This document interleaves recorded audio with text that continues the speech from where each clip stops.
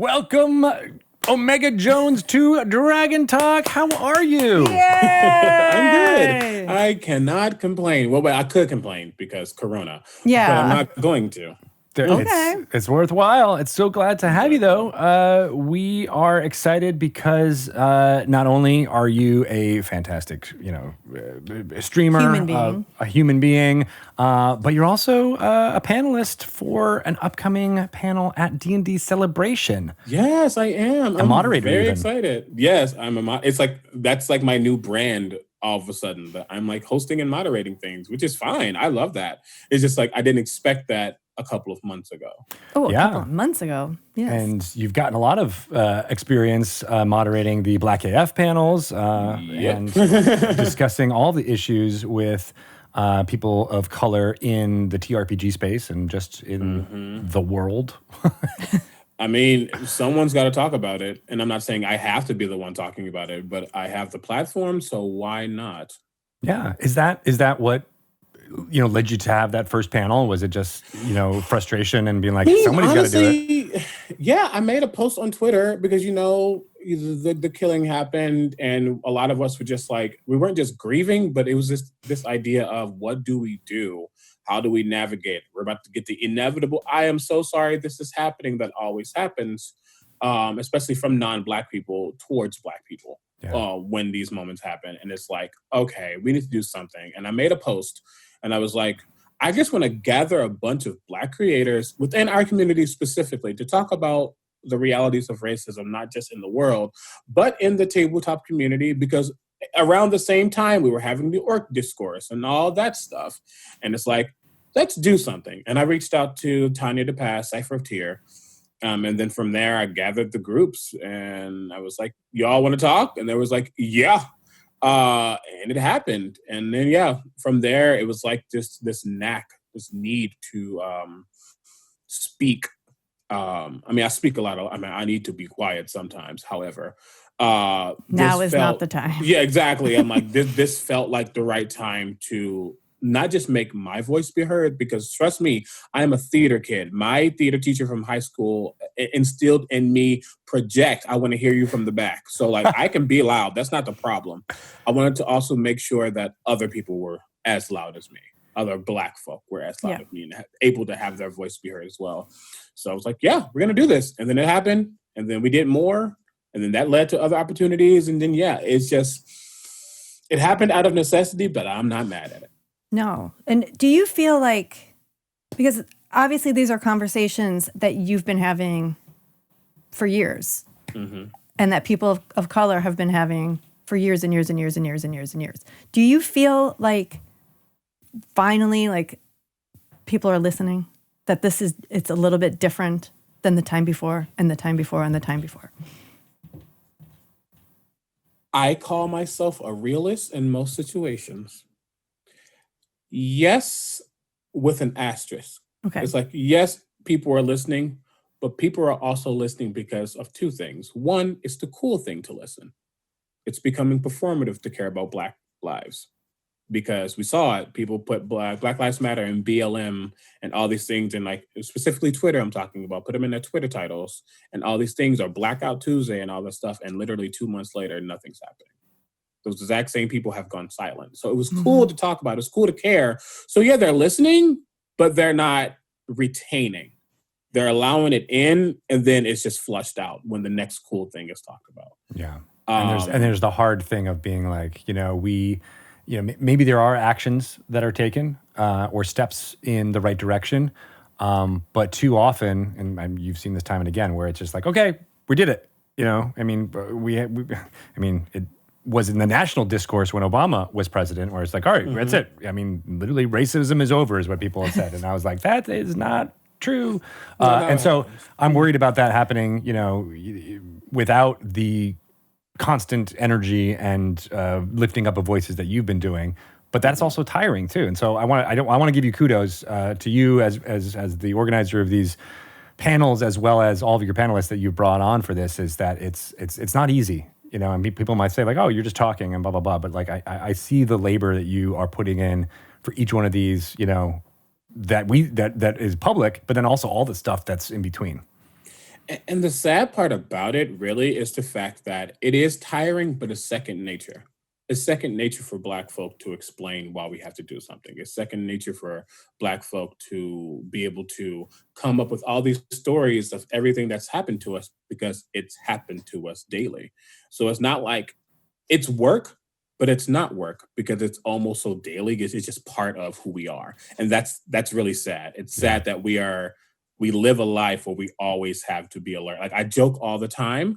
I say my highest two stats are perception and insight. I can see everything, and I also have the observant and alert feeds. I really do.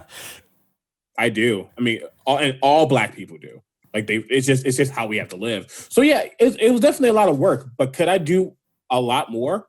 I surely could. If I wanted to do a panel next week, I could. I'd be tired, but it's something that like you will never see that tiredness because I'm an actor. And that's but the two, definition of being an actor, working 8 shows a week for 3 months. Yeah. But two, it's just again, if I don't talk about it, who is going to talk about it? Hey, I have that answer for you. No one. So Yeah. I do it. Well, you're doing good stuff, and we appreciate it. And I'm happy that Dungeons and Dragons is able to help lift up your voices as much as we can, and that I'm hoping that even just this interview gets one more person to internalize what that struggle is and what it means, and how they can make small actions and large ones to course correct. That's kind of how I've been looking at it all. Again, it goes to like, yes, a lot of people are listening for a second and then it going away, but there are a small set of people who are actually retaining the information and trying to work on it. And I say small because at the end of the day, there's a lot more people who don't care about Black lives than people who do. It's just what it is. So it's not to make it out to be like, it's so tiny, but it's just the facts of the matter. But there are people who are starting to listen. Like I know you too, and many other people in the community and out of the community. And it is good to see. However, I mean, I'm not going to give you a cookie for it, even though I thank you for it. But it is noticed. It is noticed when people listen. It is noticed when people care. So yeah, and something's happening. I'm not from the community that you are, and so it is always. I always say this with. All those caveats, right? But there was something that clicked for me a few years ago, a discourse around Black History Month, and it was the same thing. Someone was expressing like, everybody's really talking about this during February, but what happens on March 1st? What is that going to mean? And it was something. I made a post on Twitter about it, and it was a little controversial, but I tend to straddle that line of being real and being controversial because they're kind of the two sides of the same coin. You just don't want to admit that. Yeah. I made a post, and again, I was raised by my mother, by my sister, by my aunt. I was raised by my grandmother. Women are in my life all the time. But I specifically said, it's so funny watching everyone not talk about Black History Month, but March 1st, watch how many people talk about women, white women. Yeah. It was like, right. White women. Let me add that caveat. Yeah. And but that's the truth. It's like, while I want you to talk about all the things all the time, but that's what I wanted. I wanted all of the time. It's like, yes, we have a month. We shouldn't need a month, but yes, we have a month, but don't only talk about us or not talk about us during that 1 month. Talk about us all the time, whether it's queer people, women, disabled folk, all these other races. It's like, talk about us and support us 24/7, not just when it's cool. Right. Yeah. I noticed that a lot, people keep saying like, you have to have the uncomfortable conversations. And I noticed like, it's lip service. Like people say that all the time. Mm-hmm. But that was something that really triggered for me because it makes me think about like my actions and the things that I've done and the things that I should have done. And I realized uncomfortable conversations, all the moments when I should have pushed for them.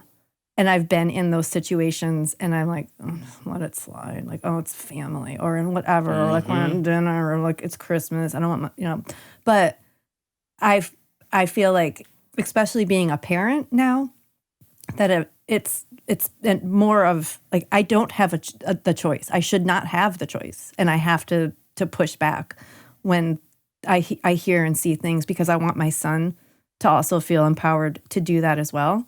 Mm-hmm. And so that's something that has really clicked with me throughout, like, with everything going on, that I'm making a conscious choice. Like, I am in no means like evolved like to where I need to be, but it was like I'm trying to find those moments and to recognize and just to be more perceptive of like, this is what they're talking about. Like, this is these are those moments.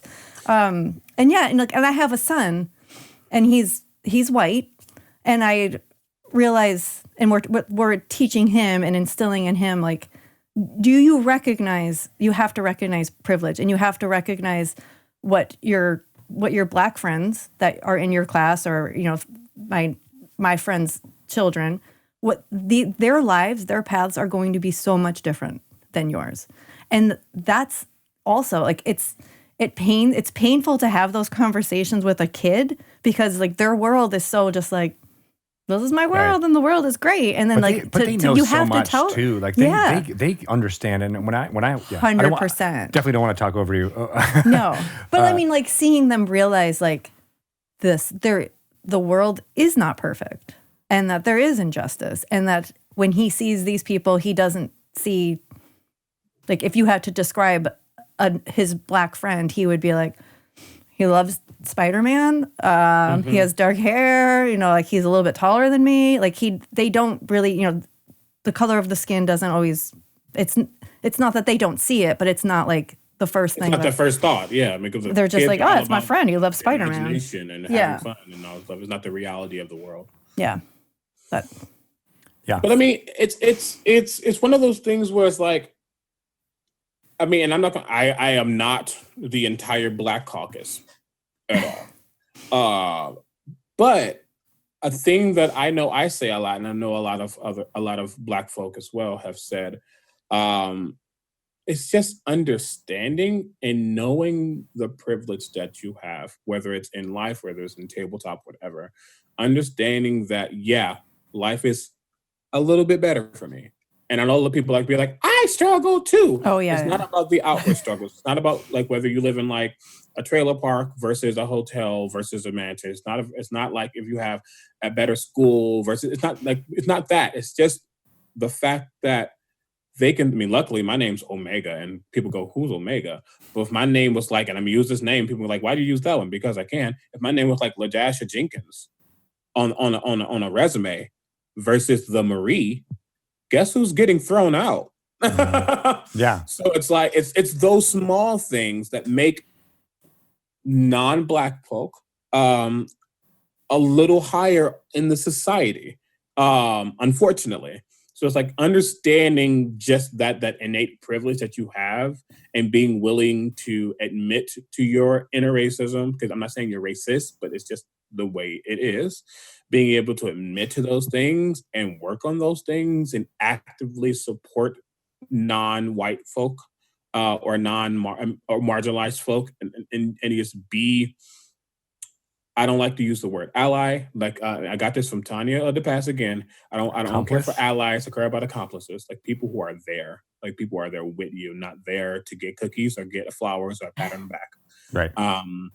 So it's just being willing to accept that you have an ability to just get by better than most people around you.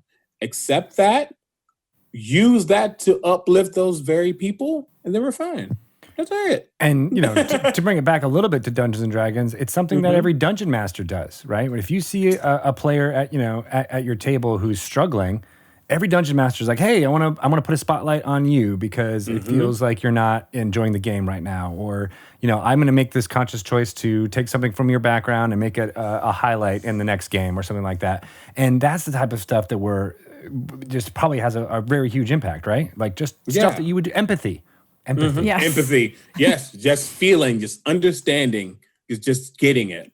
We're not asking for a lot. And to bring it to tabletop, it's actually funny because I've had this the talk about how can I be a better DM, and one of those things, was bringing in, making sure everyone is seen at the table. That's not one spotlight. Yeah, you might have an episode or two or a session or two that's based around one character, but making sure you're bringing all the characters in some way, shape, or form. But I think a lot of people forget that it's not just on the DM to do that. Fellow players, it's up to you as well. And I use this as an analogy for Black folk, because a lot of people feel like it's only the leaders in certain areas that have to do the work, and that's not true. You are just as important and just as able to fix these situations and just be in someone's corner. Like as far as it goes at the table, if you're a player and you know for a fact, like I'm an actor, I know how much I can and won't perform. So if I'm doing a lot, if I'm having this moment and I look over and I see someone's been quiet, guess who I'm going to throw it to? I'm going to get that bean back and go, hey, catch. I'm going to make sure they're brought into the story. And I'm even going to angle it in a way that it becomes your story and I'm supporting you. Not just you're coming into my story. It's all analogous for each other. It's just like, just be there, empathize, understand.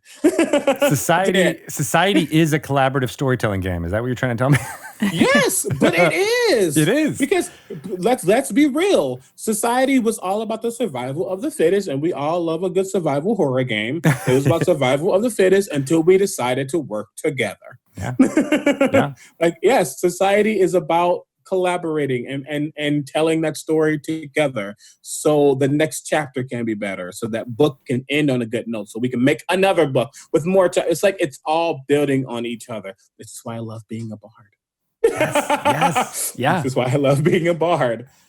Stories can do so much too. Like that's why I think there has been such a lightning rod for people being attracted to Dungeons and Dragons during this time, is because it can feel transformative. Like it is a made up game with dragons and fantasy and blah blah blah, but it can feel, it can have a lot of those same things that we don't necessarily have the ability to do in our lives, and or it can just instruct you to be like, well, maybe I do have that ability, and maybe I do have that inner strength to be the paladin of justice, and I love that, and Shelley was talking about parenting and how that was. I didn't have parents that were of that ilk, right? I wouldn't say that they were overtly racist or anything like that, but they were they didn't take the care that Shelley is having, and I did it. I learned, I think, through stories, like through watching Star Trek, through watching Roots when I was a kid and things like that. Like I started to learn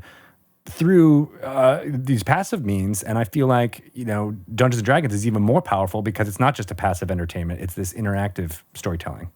Yeah, you learn so much through this game, whether it's something about yourself or something like you said you didn't know you can do. I believe this is one of the most creative ways.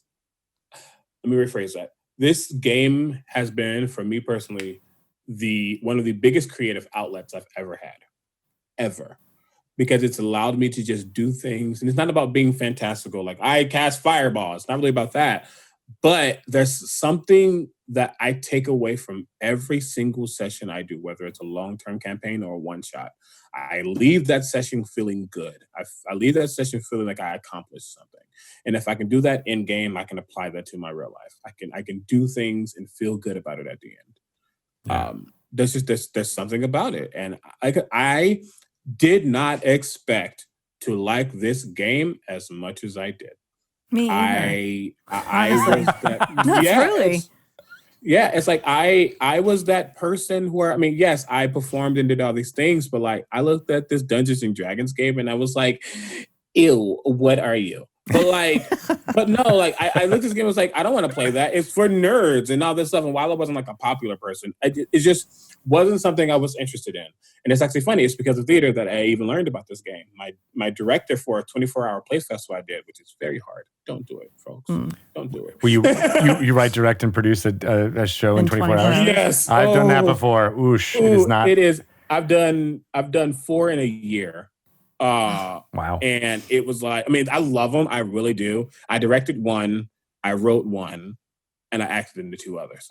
But doing that, the person who created this group who was doing these things, he was like, I want to get a group of people who play Dungeons and Dragons together. And I was like, sure, it sounds like fun. I haven't done it yet. I don't know. And I did it. And I made my, I won't say his name because it's probably not, I probably shouldn't say it on an interview.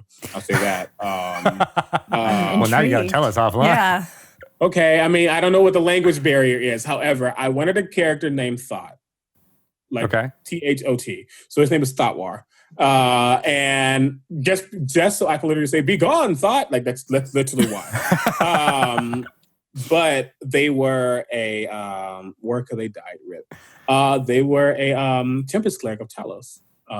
They were my first character, and I loved them. They actually were a Tempest cleric / Storm Herald barbarian. They were a tank cleric. Whoa! And they could destroy something very easily. But no, they were a lot of fun. There was something about him that just he wanted power. He wanted power originally to save his little brother who got killed, but then that got shifted to I want power for myself to never be weak. And then that character, he was just a powerhouse. He was the left hand of Talos, not the right hand. He was the force, and he did. I will never forget actually one time a character like was bad mouthing him. Like a PC, like one of my characters today was bad mouthing him, and he was like, "Okay." And we got into this gauntlet type of initiative battle where we're dealing wave upon wave on these enemies. And we ended up fighting a frost giant who knocked this other character unconscious. And it was my turn. And DM was like, "Are you going to spare the dying them?" Nah, shatter. Oh my God. You got back at him. Yeah, I'm like, how are you when you're almost dead? Then you'll learn. But no, I just this game it sparked something within me. Yeah, well, the way you just described that character, kind of just off the cuff like that. I mean, you could see the passion, like it ignited. Did you have all that before you went into the session, or did you learn about that at the session? I learned about him. Actually, when I first started him, his character sheet was all wrong because I had never understood. Like the stats were just wonky. I was way more charismatic than I had wisdom. And I had like no strength, it was something. And my DM was like, "We need to look at this and work this out." It was like, I don't know. He was like, your AC, your DC for spells should not be like 14. What's going on? I was like, I don't know. But no, I learned so much about this character. I actually didn't know he was neutral evil by his death. I did not know that until halfway in. I'm more like three-fourths of the way in. And it's actually funny. His death is actually really sad. My DM homebrewed this magic item. I want to say this first and foremost. My DM, I'm not going to say his name because he probably don't want it to be said. However, he DMs for over 25 people. At once? Not at once, but we're all in the same campaign. Oh, I love that. Yeah, we've explored that a couple of times on interviews. It's so fun. But we have these big act finales, and like at the Act 1 and Act 2 finale, all of us are there.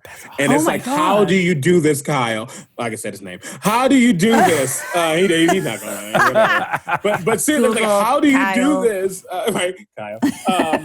But he created this because we were like in the planar sphere and like we're in like this astral sea type thing, whatever. And this goddess, old forgotten goddess, gave us this crystal that it was a magic item. We didn't really understand what it was, but basically we learned that it had certain effects on certain spells. And specifically with damage dealing spells, what would happen is, and I'm going to explain it as it happened for my character. We're doing the Act 2 finale, and we're fighting this bad Deva, this clockwork Deva who just wanted to just destroy the world and rewrite it and all this stuff. He cast Shatter through it. And it was your spell casting focus, and you cast a spell without using a spell slot. And then once you do that, the crystal asks if you want to do it again. And if you say yeah, you cast the spell again. And it asks and asks and asks. Each time you say yes, you cast the spell, you do the damage and all the stuff. When you finally say no, there is a wisdom save, and I believe the DC is 25. Whoa. There's a wisdom save, and if you fail that save, you have to cast the spell again. And then you keep doing it until you finally succeed, and then you calculate all the damage, and specifically this is with damage dealing spells. You calculate all that damage, and that damage is done to them. And then my DM does a thing, and he hasn't told me what it is, where you either take 50% of that damage, 100% of that damage, or 150% of that damage. What? Yeah. And I did that. She was basically destroyed. I went over my max by 2. Whoa. I was instantly killed. Oh. But it was like he went out with a bang. He went out. He's the god of storm and destruction. He's like, yeah, I'm going out being destructive. It was powerful. That's cool. It was a moment. And the sad part is he couldn't be revived only because we didn't have another cleric at that one. And then we were in limbo and we had to run and his body was just left. It was just a whole thing. Like, he was not coming back. He's gone. But it was like the way to go out. I love that character. I love D&D. I do. Yeah, because I mean, obviously you write that in and you're like, oh, nobody's going to ever choose to take that much damage. And then you're like, no, I'm going to choose, let me be this lightning conduit. And I have this image of like, I will never forget. Everyone was just like, he's still going. And I'm like, I'm still going. Why am I doing this to myself? Yeah. Keep rolling. Well, the worst part is we didn't have any druids and there was another cleric, but he couldn't make it that day. So other than that, I think we had a ranger too, but like we were the wisdom-based characters. And I was failing so many saves, and I had a really good wisdom saving throw. Yeah. So I'm just like, y'all, don't nobody else do this. I am the warning. If I can't make it, you won't. But it was good. And that story and just that game just inspired me to be here. That's amazing. How long ago was that? Ooh, he died last year. Okay. Was it last year? Yeah. I've only been playing D&D for about 3.5 years now. Almost 4.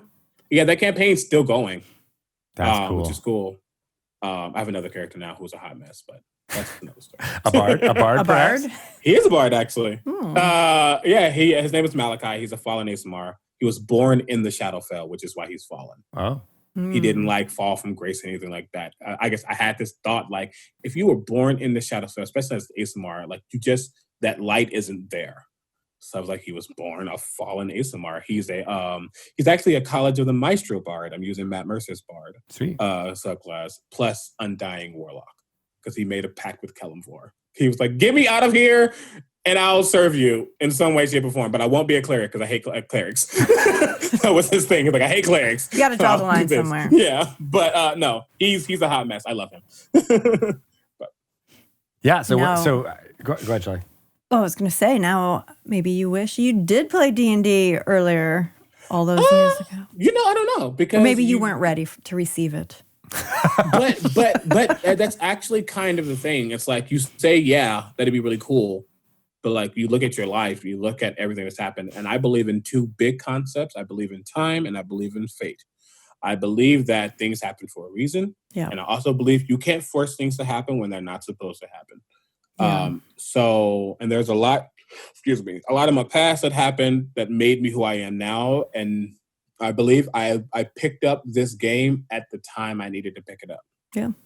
Because like if I tell you about the timeline, I started playing D&D and all this stuff, and then in that time I learned about Critical Role, and then I was bored being a singer, and I didn't have rehearsal for Dreamgirls this day, so I recorded the theme song to him, Handbook or Helper, that they did. They liked it, they retweeted it. I became part of the community. Now we're all here. It's like all these things happened when they were supposed to happen. And I'm not gonna fight that. No, it's okay.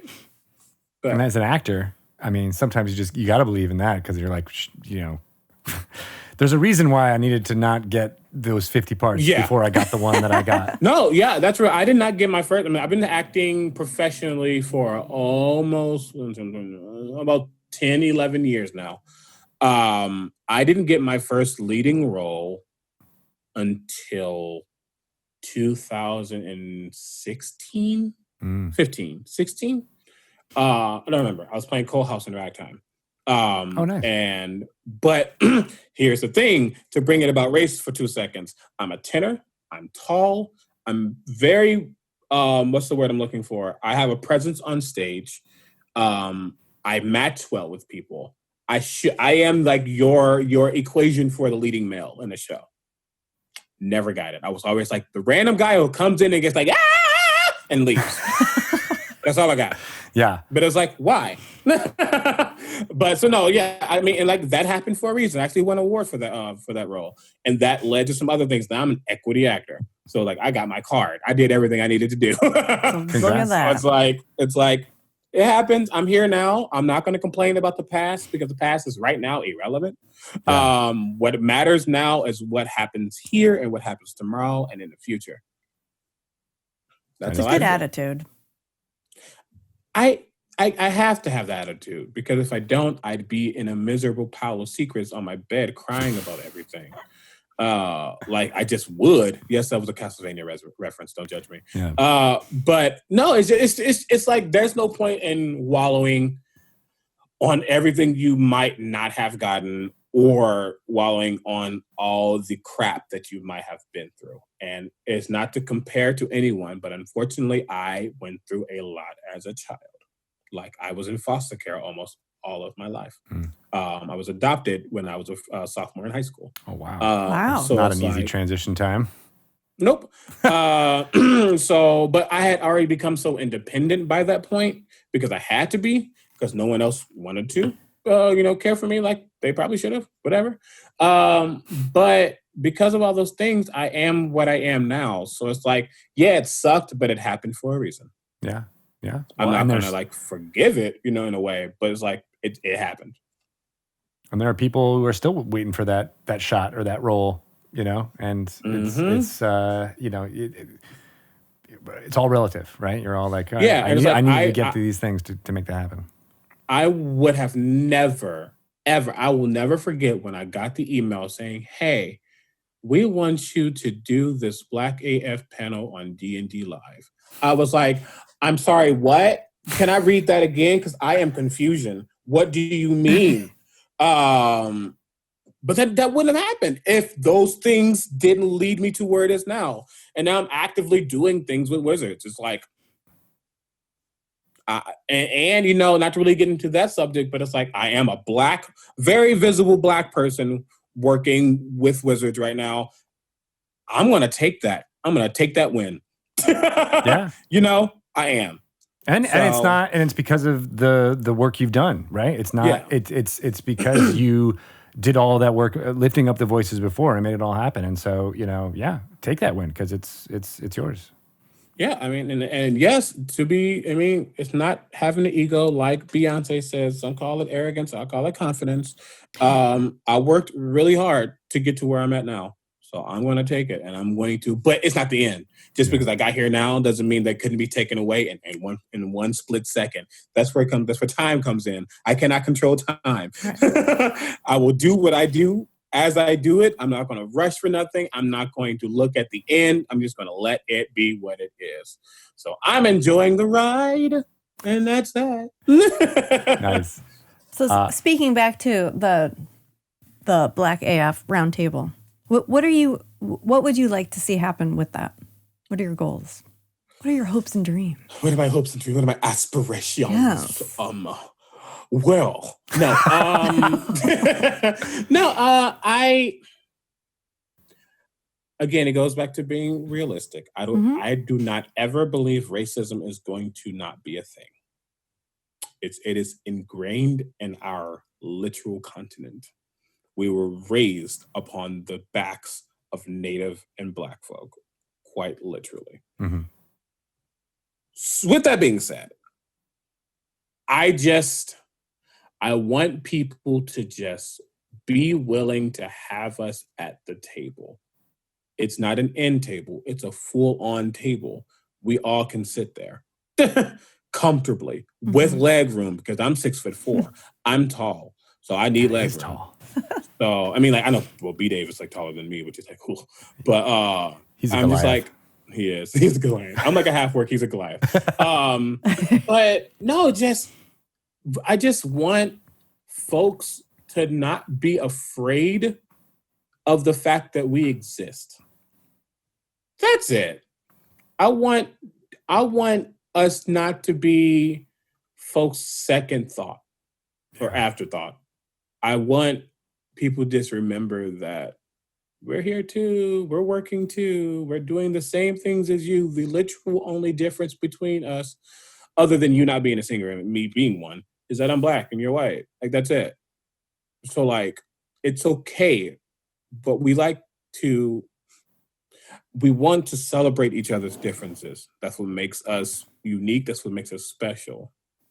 So it's okay that I'm Black. Celebrate that I'm Black. I'll celebrate that you're white. That just means we have something that we can learn about, from each other. Yeah. You know? Yeah. That's really all I want. I just want people to just care. I want people to truly care. I'm not asking for monuments to be burned down. Other people are asking for that, and I'm not going to say no to that at all. Period. But I just want people to just be willing to be in our corners as much as we are in theirs. That's a good point. That's a good point. Okay. There's there are a bunch of things in my head right now around, not like Hamilton is this thing to always say it's the perfect thing ever, but what it has done is allowed for more, Black casting for various roles that would not be traditionally thought that. I was thinking about Judas, for example. I was like, oh, that's usually played by a Black man in Jesus Christ Superstar. I don't know. Fun fact, I did that show a couple of years ago, and I was Jesus. I love that. Hey, Carl Anderson is a fantastic actor, and whatever. Oh yeah, I love Judas. Judas, it's a played great that role role in high school. Yeah. It's hard. It is hard. It is hard. But with Hamilton, things have been a lot of changing, and I know people in the entertainment industry who are struggling, who are white and are unable to get cast. Before Hamilton and now after Hamilton, there was a lot of discussion, which I always rejected, but it was about like, oh well, now they're just getting cast because they are people of color or something, that they aren't white, and that's something that what you're saying, like it just gets ingrained in people, and they have these reactions. And I wanted to kind of just put that to you and see like how would you respond? How is the way to consider that in a way that doesn't feel destructive, right? That continues to lift people up. Like you said, thinking about Hamilton, Lin-Manuel is not a perfect individual. He's not. No one is. But he did do something, and not just him, the casting and all that stuff, but he made sure that show showcased America then as America looks now. That was like, I just chopped and screwed that phrasing, but that's basically what he wanted. He wanted to see what America was like then, using the faces of what it is today. Mm-hmm. It's not about being Black or Latinx or a person of color, but the blunt truth is we are here, and there's a lot more of us than people want to admit. So being with that knowledge in your head, whenever you do casting or you're trying to, look for people to play in a D&D group and all those things, it's not that you're asking them because they are Black or because they are people of color. It's because they're there. So why intentionally exclude them? That's where the problem comes in. It's not about not including us, because look, there are a lot of people who live in white suburban neighborhoods, and people around them just happen to be white people. We're not faulting you for that at all. We're just saying, when you have the opportunity to look past, and you see, if you look around you, you notice the racial makeup is not just 50 Shades of Beige. It's okay to ask those people, that's it. And especially in this day and age of being virtual because of, living on the plane of pandemics. So like, it's a lot easier to be like, I don't have white people around here, because it's true. We're all on a computer. You can reach out to anyone. So now it's almost no excuse. Yeah. So it's just one of those, like, we're not asking for the world. We're just asking to be seen. Don't intentionally exclude us from that. That's it. And that's something that Hamilton did. He added us to that pot because we're there. I make this joke a lot in theater, and because a lot of, white folk get mad that they can't play Jefferson or they can't play Hamilton or Burr. And you get those when I'm like, I'll be the King George, obviously. You're not funny. And I'll play King George better than you could. But no, it's not. That's not the point. He wants that character to be a non-Black person anyway. But I make this joke a lot. You can get the fattest encyclopedia, the fattest book, almanac, whatever you want. You can just throw that thing open and watch those pages fly and fly and fly. And while they're flying, you can take a dart, you can go a mile away, you can throw that thing, and it will land in that book. And guess what? You probably can play that role as a white person. Me, I'm looking at the index, looking for Coalhouse, T Moon, Bernardo, and West Side Story. It's like I have so little that's actually people who are people of color, versus the conglomerate of musical theater. Most of it actually doesn't have a color or race attached to it at all. An example I use is Next to Normal. If you're familiar with Next to Normal, it's a family, but that family doesn't have to be white, but people automatically assume so. So it's like, one, let us have Hamilton for one, but two, it's like, it's not just about Hamilton. Cast us over here too. We're not just the black people. So it's like, just add us to the pot. Just let us come to that table. I want to eat, the green bean casserole just as much as I want to eat the fried chicken. Yeah. Like, I mean, I'm going to add some salt and pepper to that green bean casserole because I know you didn't season it. It needs to be seasoned. But I'll eat it. But not raisins. You add raisins to anything. I don't like raisins to begin with. But if you add raisins to anything, it is going to the trash. I'm not going to let my dog eat it. I will not besmirch my dog. They're I don't have toxic to dogs, so you shouldn't. Well, good to know. I always think of that scene for Better Off Dead, where it's like, it's got raisins in it. You like raisins, but yeah, no. I just want to respond to something you said, because you're saying like don't intentionally exclude, and I think what is happening now over the last 5 years in musical theater, especially, is that people are being like, well, you know what, we probably have intentionally and unintentionally excluded people for the 100 years of history of musical theater.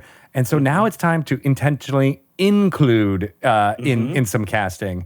And I don't think I think that's what needs to happen, right? Like, that's how you balance. Yeah. That's how you get to an equilibrium. You have to, you can't just be like, well, it's going to eventually come down, no, you have to kind of make a conscious choice to include. I like that, that's what's happening. And like the thing about you not intentionally excluding me is because with you saying that, you are intentionally including me now. Yeah. If you're not, if you're going to actively, try to make sure I'm around, that's it. Just let's just see. And yeah, it's like in theater, I'm happy that people are specifically now saying like, it needs to be this thing and this thing only, and I'm not taking anything else. And I'm really happy that's not just happening with race; it's happening with a lot of trans roles. Yeah, a lot of queer. Personally, truthfully, I'm on the fence when it comes to like gay lesbian roles or like bisexual roles and all those things. Not saying it's a way of life, quote unquote, but like I'm not trans, so I will never try to play a trans character. That's something so much deeper, But you can be a trans gay person or a trans lesbian, all these things. So I feel like when it comes to like playing like a gay role, yes, certain people are actually queer and put them in those roles. I'm a little less lenient. I'm a little more lenient on those. Truthfully, I'm just being real. I'm a little more lenient on those, but I'm happy that like trans and non-binary folk are getting their flowers. Black people and people of color are getting their flowers. Disabled people. People actually, if there's a character, and there's a lot of characters nowadays who are on the autistic spectrum, show that with those actors as well. Like They deserve to play those roles. So that is really nice to see that that's happening. And it's nice to see that it's being forced at this point too. Because like you said, you gotta have to go a little extra and above, be like, I'm having this only before it can all equal back out. Yeah. So I'm here for it. Let's make it happen. Nice. Well, you're also here, as we mentioned, the panel about bards during D&D Celebration. It seems like your characters, obviously, started with the Tempest Cleric and moved to a bard. But what is it about that class that you think will be discussed at that panel? So I can talk about this for hours. Again, I am a performer, and while I'm a performer based in music, I still understand that it's not just about music. While a lot of arts and a lot of things originated from Africa, and I'm gonna stick with that, period. It's about what musicians and artists and storytellers, whether you're speaking word or you're doing art, like artistic art, all of these things existed to tell a story. And they told a story that would be continued throughout the generations. It's why we can listen to a nursery rhyme. We didn't make that nursery rhyme. Like, ring around a rosy, a pocket full of posies. That's about the Black Death. But we're telling a story about history, but it has been so ingrained within us musically or whatever, but that's what bards do. They make sure that the memory of those stories lives on, whether it's through dance or song or something. Because when you witness these things and experience these things, you will never forget those things. I remember the first concert I ever went to. It was a Kirk Franklin concert. It was a gospel concert, but I remember loving it. I do. I remember what he was doing on stage. I remember the choir behind him and all those things, but it made me feel something. I can tell that story now, versus do I remember the math question I answered in first grade? I surely don't. There was only one. Exactly. But bards have that special place of being the support when it comes to like those roles when it comes to games. But they make sure that the story lives on. In whatever form that is. And that's what I love about them. It's like throughout time, like one of my favorite, I'm nerding now, going into mythology, there are two gods I've always just associated myself with. I'm not Christian any longer. I used to be because I grew up Christian. I'm more agnostic now. But Apollo, god of music and poetry and light and all those things. And Anansi the spider, the West African trickster, god of stories. Because there was something about them, and there's something about just what they embodied and what they existed for. It drives who I am today. I will always give it up to Orlando Jones playing Anansi in American Gods because he visualized and personified everything I ever thought about that spider. But he just exists to continue telling those tales that will inspire you for generations. And he owns those stories. So he has the ability to just pluck them out whenever it's necessary, whenever you need a reminder that, hey, this happened or this existed. And that's what I want to do as a bard. I want people to be able to come to me and listen to me and remember something. Whatever that something is, I don't necessarily know. But bards have that gift of unlocking that within people, unlocking that forgotten memory or that forgotten moment. And if that makes someone happy or if that inspires someone, then why not keep doing it? So I love it. I love being a bard. I love bards. I love what they do. And they do not just seduce dragons.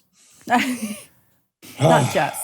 But are you going to give people advice about playing a bard? Because I've never played a bard because I'm like, too much pressure, too hard, can't do it.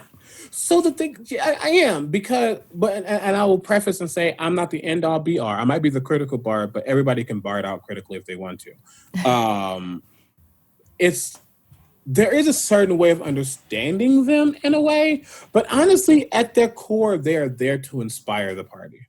I mean, bardic inspiration is one of the first features they get, but it's not just through that feature. They can uplift themselves or they can uplift the party. They can control the battlefield, whether that battle is a conversation between two diplomats or a literal battle. They can control and make sure it's shaped in a way that they want to benefit the story, to make sure that story is right in their heads. And they can seem complicated, but at their core, they're really not. Just enjoy them. Enjoy everything about them. I love a bard. I love that they are the performer, right? Like, there's so many fantasy tropes out there with the warriors and the knights and the wizards and, even the evil necromancers and things like that. And, there's not that many tropes out there around bards in fantasy literature. And I like that it's kind of a a D&D creation in a way in modern fantasy about, it's going into the mythology of, of the gods that you mentioned. But I love that it's something that I did before I played D&D, right? Like I was a performer. I was, I know the magic that can happen on stage between other performers and between the audience, and having that be dramatized around a table and have that power being like, oh yeah, there is something. I mean, I don't know. You probably have experienced bardic inspiration in your life before you started even played D&D. Yeah. Yeah, you said it perfectly. It's like whenever you've gone to a movie. Perfect example. What was your reaction when you saw everyone come out of those teleportation circles in Endgame? In Endgame. Yeah. That was like, oh, but that was something that inspired and made you go, oh, yes, this is right. It was a performance and it did something to you. That's what bards do. Yeah. And that might not be on that grand scale, but that's what they do. They uplift and they thrive knowing that their party is thriving, and they thrive knowing that the words and things that they do can have a positive or negative effect on someone. Not every story is good, truthfully, but it's nice to be able to have those characters like that. Like they're performers, but I will stress that not every bard is naturally a performer too.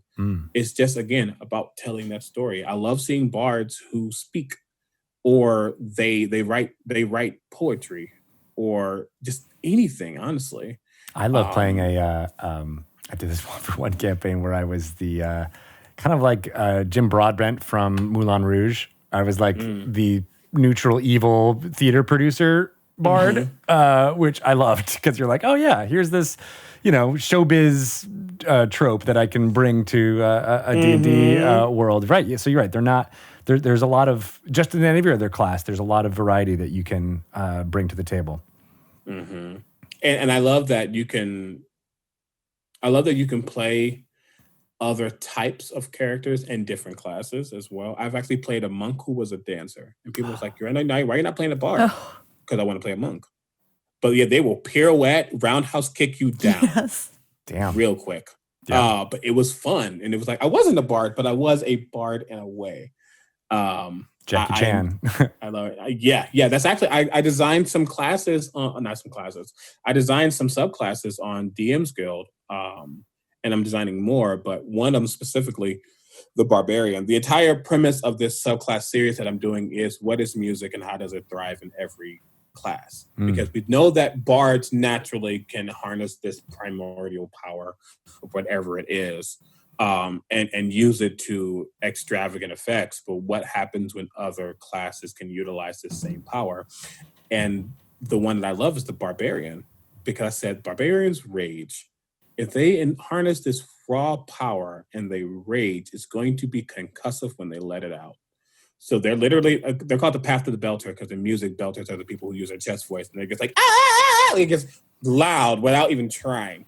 And I said, it'd be really cool if when they rage, they literally just unleash this concussive sound of just raw power, and anyone within the 10 feet, if they fail to save, they're knocked prone instantly. Yeah. Wow.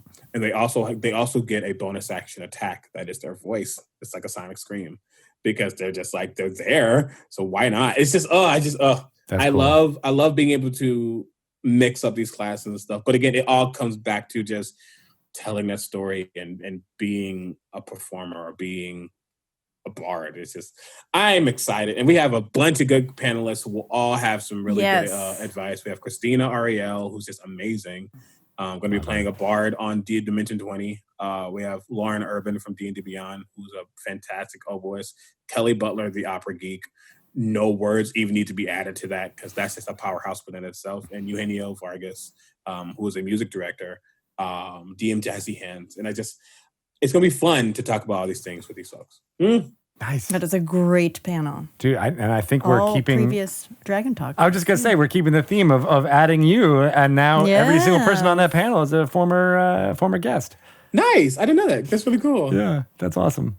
Great people, and folks who are as passionate about adding music into Dungeons and Dragons and storytelling as you are. And so I think that's gonna be a lot of fun. Something to tune into. What's the timing on that, just so people can hear it? 3 Saturday, Saturday, September 19th at 3 p.m. Pacific. Awesome. Tune in for that. All right. Well, I think we've covered so many topics, lots of ground. We are excited about D&D Celebration, as well as continuing the conversation and how to improve lifting up voices, not only in the Black community, but, you mentioned disabled folks in the TRPG community, Native voices. Kelly Lynn D'Angelo, I think, has been very extremely passionate about that. And we at, D&D are just here to shine that light on everybody that is a part of this community. And that's what D&D Celebration is going to be about. And change is coming. It's like, again, it goes to time. It takes time. People need to understand that. It does not happen in a day. It doesn't happen in a month. It doesn't happen in a year. It takes time, and I'm willing to understand that and do what I can in that time to better everything. Yeah, and hopefully everybody listening will push towards that too, because it doesn't stop. It's not. It's never a like. I rolled the die. I did the damage. Everything's done now. And no, the combat and the campaign continues. Yep, it surely does. Yes. Awesome. Thanks so much for joining, Omega. That was awesome. Thank you. This was You're great. wonderful. I'm really happy. Yes, thank you. If people want to just get to know more about you and what you're doing, what's the best kind of locale for that on the web? Twitter.com/criticalbard. I'm there way too much, honestly. Same. I also am on Twitch, twitch.tv/criticalbard. I'm a partner streamer over there. We do a lot of hot messery and eat honey buns. So hot messery and honey buns? I feel like that needs to be a name of something.